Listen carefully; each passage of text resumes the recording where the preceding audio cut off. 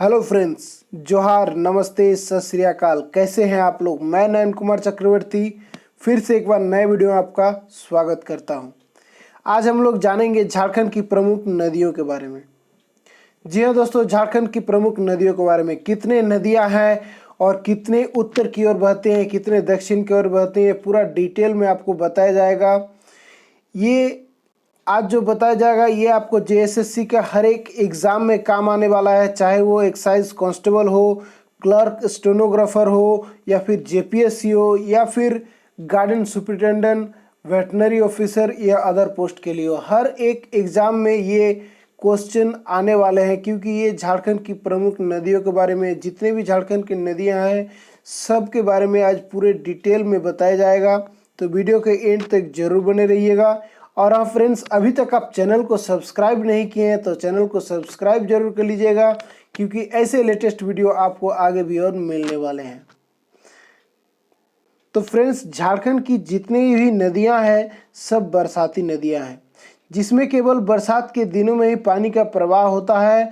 इसमें से अधिकतर नदियों गर्मियों में सूख जाते हैं या फिर इसका पानी का स्तर काफ़ी कम हो जाता है। झारखंड में पठारी भूमि होने के कारण यहाँ नदियों में नाव चलाना आसान नहीं होता है। यहाँ एकमात्र नदी है जो मयूराक्षी नदी के नाम से जाना जाता है, वहीं पे नाव चलाए जाते हैं। तो चलिए पहला क्वेश्चन आप लोगों को बताते हैं। जो नदियाँ उत्तरवर्तीय नदियाँ हैं वो इस तरह है। वो है सोन नदी, उत्तरी कोयल नदी, पुनपुन नदी, फल्गु नदी, सरकरी नदी, चानन नदी। ठीक है फ्रेंड्स, ये इतने सारे नदियां हैं, ये उत्तरवर्ती नदियां हैं, उत्तर की ओर बहते हैं और अंत में जाके गंगा नदी में मिल जाते हैं।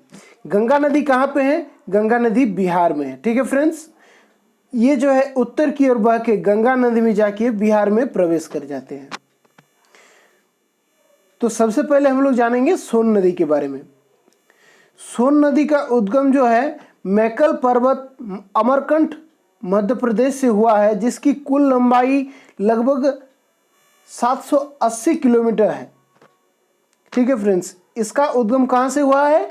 मैकल पर्वत अमरकंटक मध्य प्रदेश से हुआ है, जिसकी कुल लंबाई 780 किलोमीटर है। सोन नदी झारखंड के गढ़वा और पलामू जिलों से होते हुए बिहार में जाकर गंगा नदी में मिल जाती है।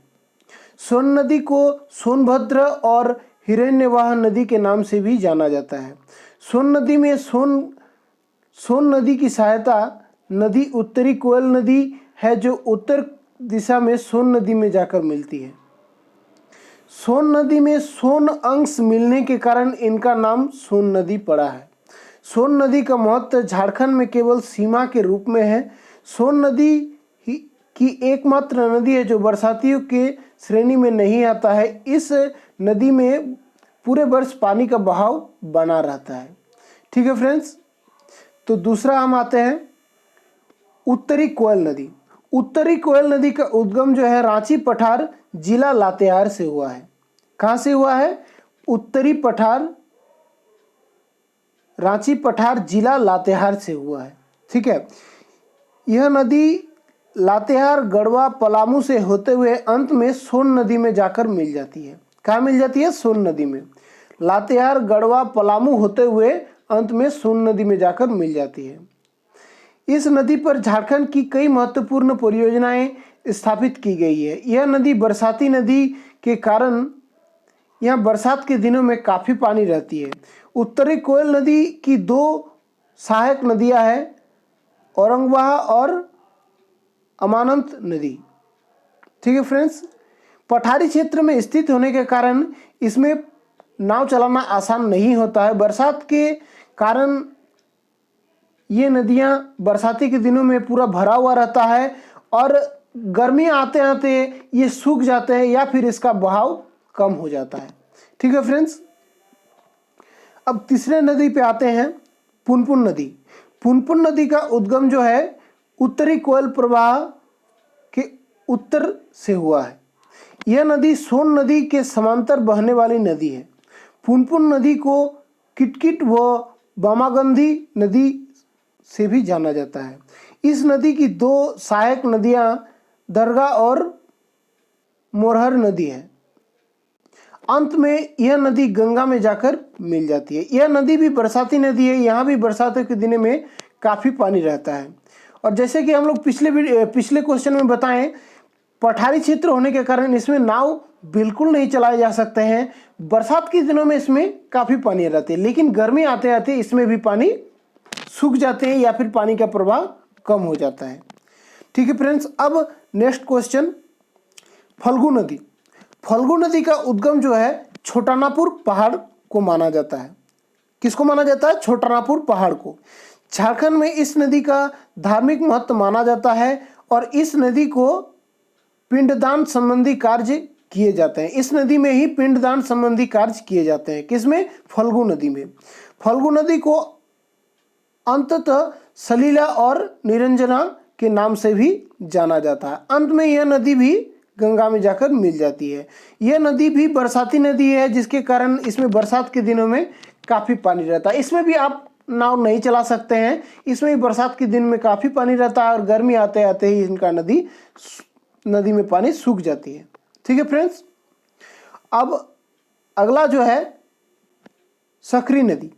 सकरी नदी का जो उद्गम है छोटानापुर पहाड़ को ही माना जाता है। इसको भी छोटानापुर पहाड़ को ही माना जाता है।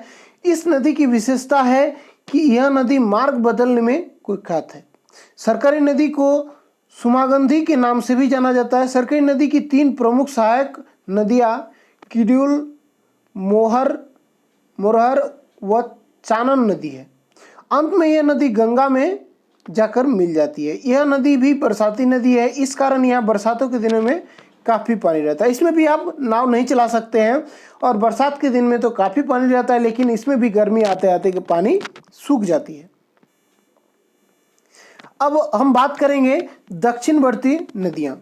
दक्षिण की ओर बहने वाली जितनी भी नदियाँ हैं सबके बारे में हम बात करेंगे, वो जो झारखंड में बहते हैं। ठीक है फ्रेंड्स, उसमें से नदियों के नाम जो है दामोदर नदी है, बराकर नदी है, स्वर्णरेखा नदी है, मयूराक्षी नदी है, दक्षिणी कोयल नदी है, शंख नदी है, अजय नदी है, ब्रह्मणी नदी है, गुमानी नदी है और बांसलोई नदी है। 10 प्रमुख नदियां हैं जो झारखंड में दक्षिण की ओर बहते हैं।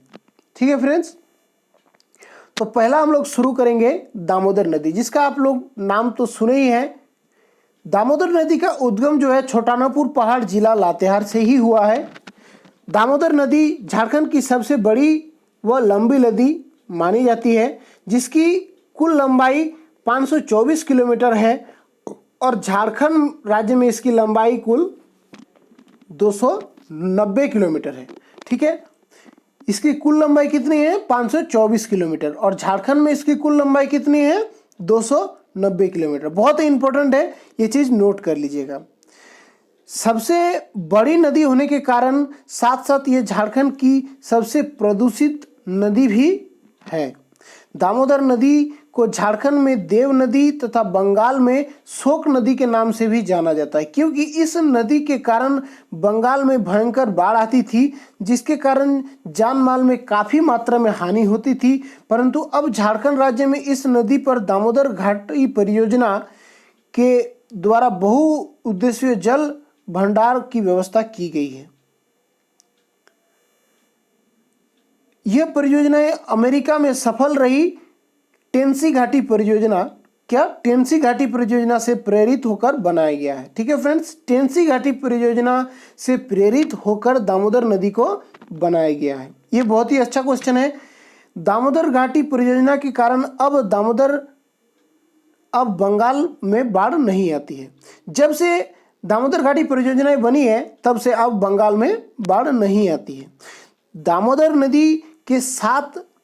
दामोदर नदी जो है झारखंड के 7 जिलों से होकर गुजरते हैं। वो है लातेहार, लाहौरदगा, रांची, हजारीबाग, गिरिडीह, धनबाद और बोकारो। फिर से हम बता देते हैं, लाहौरदगा, लातेहार, रांची, हजारीबाग, गिरिडीह, धनबाद और बोकारो। दामोदर नदी अंत में बंगाल की हुगली नदी में जाकर मिल जाती है। किस में मिलती है? हुगली नदी में। दामोदर नदी की 5 सहायक नदियां हैं, बराकर, कतरी, जमुनिया, कोनार और बोकारो नदी। ठीक है फ्रेंड्स, दामोदर नदी झारखंड के जिस स्थल में प्रवेश करती है वह इससे जमुनाई नदी आकर मिलती है। जमुनाई नदी तट की पश्चिमी सीमा गिरिडीह जिले के साथ सीमा का निर्माण करती है। गिरिडीह जिले के साथ सीमा का निर्माण करती है।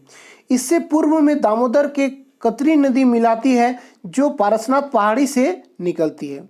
कतरी नदी कहाँ से निकलती है? पारसनाथ पहाड़ी से निकलती है तथा चिरकुंडा के पास दामोदर नदी से बराकर नदी आकर मिल जाती है। कहाँ पे मिलती है? चिरकुंडा के पास दामोदर नदी बराकर नदी में आकर मिल जाती है आपस में। दामोदर नदी कई परियोजनाओं को स्थापना की गई है। इसमें कई परियोजनाएं स्थापना की गई है। कितनी परियोजनाएं हैं? दामोदर घाटी परियोजनाएं। दामोदर घाटी परियोजनाएं भारत की पहली बहुउद्देशीय नदी घाटी परियोजना है जो अमेरिका में सफल रहे टेनेसी घाटी परियोजना से प्रेरित होकर बनाया गया है। दामोदर घाटी परियोजना झारखंड और पश्चिम बंगाल दोनों राज्यों को संयुक्त कर परियोजना है।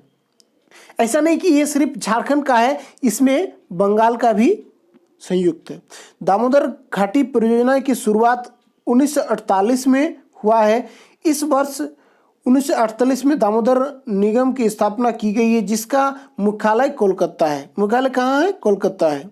दामोदर घाटी परियोजना झारखंड और पश्चिम बंगाल की बहु लाभकारी परियोजना है। इस परियोजना से राज्य में सिंचाई, विद्युत उत्पादन और जल भंडार आदि की आवश्यकता को पूरा करने में क्षमता में वृद्धि हुई है।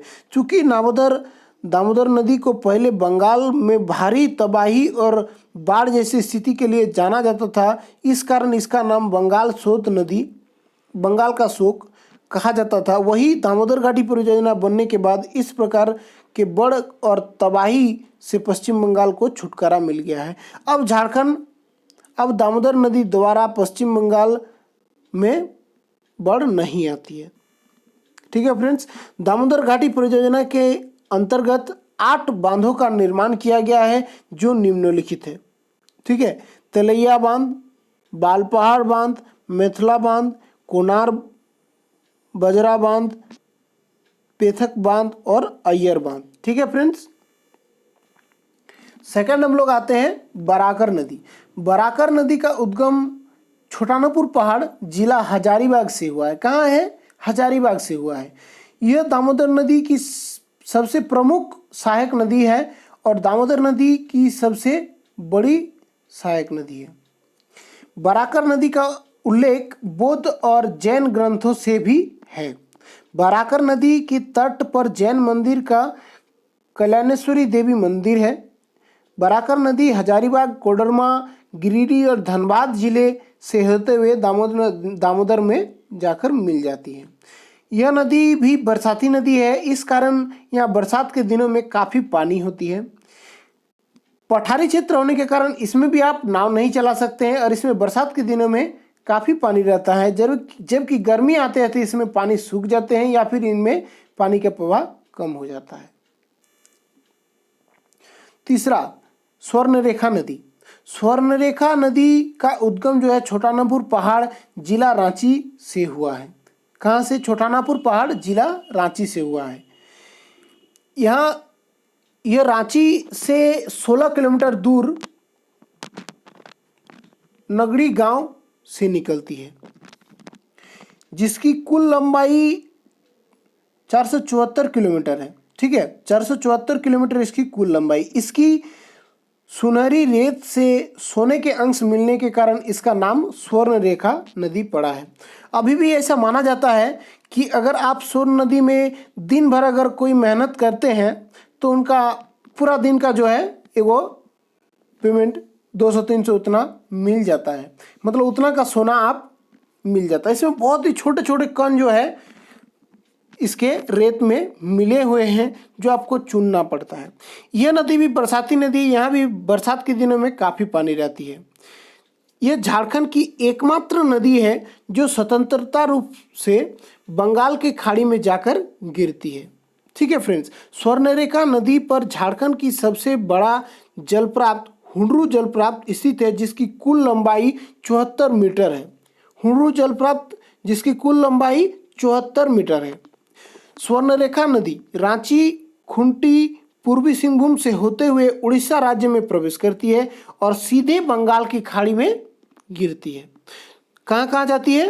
रांची, खूंटी, पूर्वी सिंहभूम से होते हुए उड़ीसा में प्रवेश करती है और सीधे बंगाल की खाड़ी में गिरती है। स्वर्णरेखा नदी की 4 प्रमुख सहायक नदियां हैं, कोकरो, कांची, खगई और राहू नदी। स्वर्णरेखा नदी के तट पर ही जमशेदपुर नदी स्थित है। स्वर्णरेखा नदी पर कई परियोजनाएं की स्थापना की गई है। स्वर्णरेखा नदी परियोजना के अंतर्गत प्रमुख बांध निम्नलिखित है: चांडिल बांध और ईचा बांध। 2 गो बांध है, चांडिल बांध और ईचा बांध। चांडिल बांध सरायकेला जिला में स्थित है, जो रांची टाटा मार्ग पर स्थित है, और वही ईचा बांध पश्चिमी सिंहभूम जिले में स्थित है। ठीक है।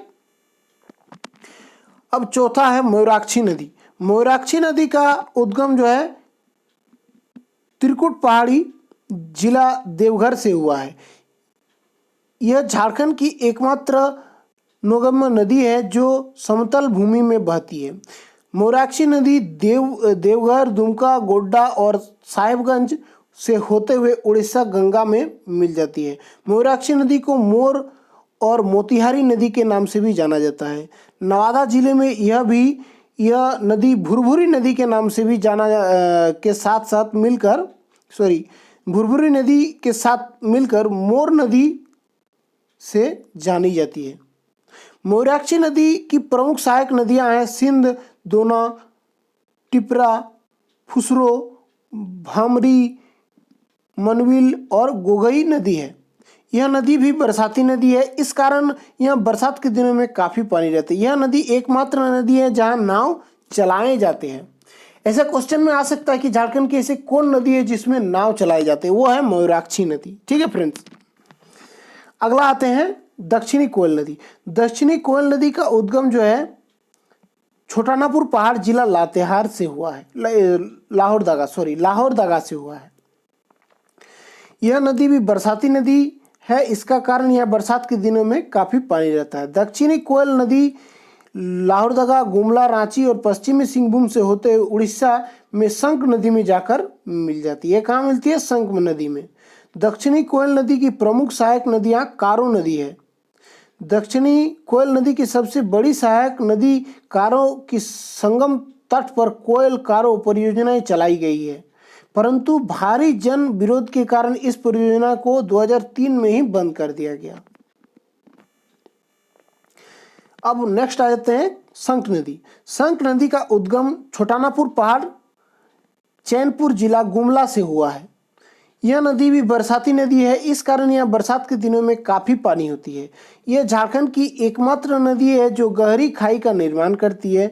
शंख नदी गुमला और सिमडेगा से बहते हुए उड़ीसा में प्रवेश करता है और आगे जाकर दक्षिणी कोयल नदी में मिल जाती है। वह ठारी क्षेत्र में स्थित होने के कारण इस नदी में नाव चलाना सरल नहीं है, मतलब इसमें भी नाव नहीं चला सकते हैं। बरसाती नदी होने के कारण इसमें बरसात के दिनों में काफ़ी तीव्र गति से पानी बहते हैं और काफ़ी पानी रहते हैं, लेकिन गर्मी आते हैं तो इसमें भी पानी सूख जाती है। पश्चिम से पेथरो नदी आकर अजय नदी से मिलती है। अजय नदी देवघर, दुमका से होते हुए करगा के पास जामताड़ा जिले में प्रवेश करती है और आगे चलकर पश्चिम बंगाल की भागीरथी नदी में जाकर मिल जाती है। अजय नदी की 2 प्रमुख सहायक नदियां हैं, पथरो और जयंती नदी। यह नदी भी बरसाती नदी है, इस कारण यह बरसात के दिनों में काफ़ी पानी होता है। पठारी क्षेत्र में स्थित होने के कारण इस नदी में नाव चलाना सरल नहीं है। इसमें भी बरसात के दिन में काफ़ी पानी रहता है और गर्मी आते आते इसमें भी पानी सूख जाती है। अब 8वां ब्रह्मणी नदी। ब्रह्मणी नदी का उद्गम जो है दुगदा पहाड़ से हुआ है। यह नदी भी बरसाती नदी के कारण यहाँ भी पानी बरसात के दिनों में काफ़ी रहती है और जबकि गर्मी के दिनों में पानी बहुत कम हो जाते हैं। ये ब्रह्मणी नदी से बहते हुए पश्चिम बंगाल के गंगा नदी में जाकर मिल जाते हैं। ब्रह्मणी नदी की दो सबसे प्रमुख सहायक नदी गुमरो और एरो नदी है। पठारी नदी में स्थित होने के कारण इस नदी में नाव चलाना सरल नहीं है। इसमें भी बरसात के दिन में पानी ज़्यादा रहते हैं। गुमानी नदी का उद्गम जो है राजमहल पठारी से हुआ है। यह नदी भी बरसाती नदी है, इस कारण यहाँ बरसात के दिनों में काफ़ी पानी रहता है। ठीक है, पठारी क्षेत्र में स्थित होने के कारण इसमें भी आप नाव नहीं चला सकते हैं। बांसलोई नदी का उद्गम जो है बांस पहाड़ से हुआ है। यह नदी भी बरसाती नदी है। इसमें भी आप वर्षा में दिन में काफ़ी पानी देख सकते हैं, लेकिन गर्मी आते हैं तो इसमें भी पानी सूख जाती है। इसमें भी आप नाव नहीं चला सकते हैं। तो फ्रेंड्स, हम लोग का अभी तक का जो है झारखंड की नदियों के बारे में डिटेल ख़त्म हुआ। आपको अगर कुछ लगता है कि इसमें कुछ कमी है तो आप कमेंट करके बता सकते हैं। नेक्स्ट वीडियो में हम वो पूरा करने की पूरा कोशिश करेंगे। तब तक के लिए जय हिंद, अलविदा। मिलते हैं नेक्स्ट वीडियो पर। Bye bye.